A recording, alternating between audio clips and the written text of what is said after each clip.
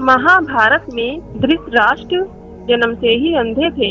इसके बारे में यह कथा तो सभी जानते हैं कि महाराज शांतनु और महारानी सत्यवती के 2 पुत्र थे, विचित्रवीर और चित्रांगद। इसमें चित्रांगद अल्प आयु में ही एक युद्ध में मारे गए थे और विचित्रवीर काशी की राजकुमारी अंबिका और अंबालिका से विवाह करने के कुछ समय बाद ही बीमारी से पीड़ित होने के चलते मृत्यु को प्राप्त हुए।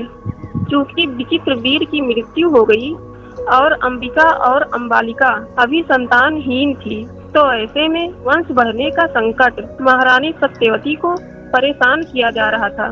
तब उन्होंने महर्षि वेदव्यास से इस समस्या का निराकरण करने के लिए कहा।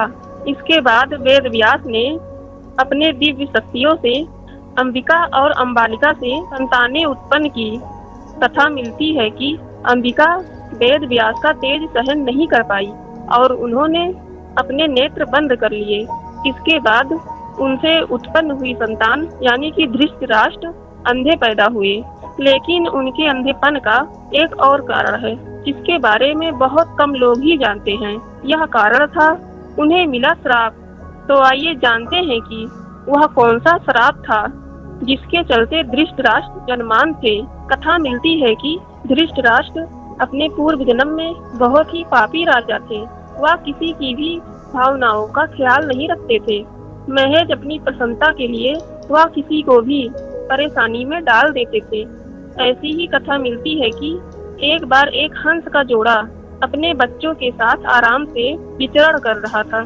तभी राजा धृतराष्ट्र ने आदेश दिया कि उस हंस की आंखें फोड़ दी जाए। उनके आदेश के चलते ऐसा ही किया गया।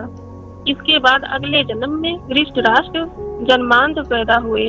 राजा धृतराष्ट्र ने अपने पूर्व जन्म में जिस हंस की जोड़े की आंखें फोड़ने का आदेश दिया था, उसी के साथ यह भी उस हंस के बच्चों को भी मारने का आदेश दिया था। इससे आहत होकर ही हंस के जोड़े ने उन्हें श्राप दिया और अगले जन्म में जन्मान के साथ ही धृतराष्ट्र के 100 पुत्रों का भी उसी तरह वध हुआ जिस तरह से उन्होंने हंस के बच्चों को मारने का आदेश दिया था। गाइस, आपको इस वीडियो से क्या सीखने को मिला हमें कमेंट में जरूर बताइएगा। वीडियो अच्छी लगी तो लाइक शेयर सब्सक्राइब कर नोटिफिकेशन बेल को ऑन कर दीजिएगा। Thank you so much for watching this video.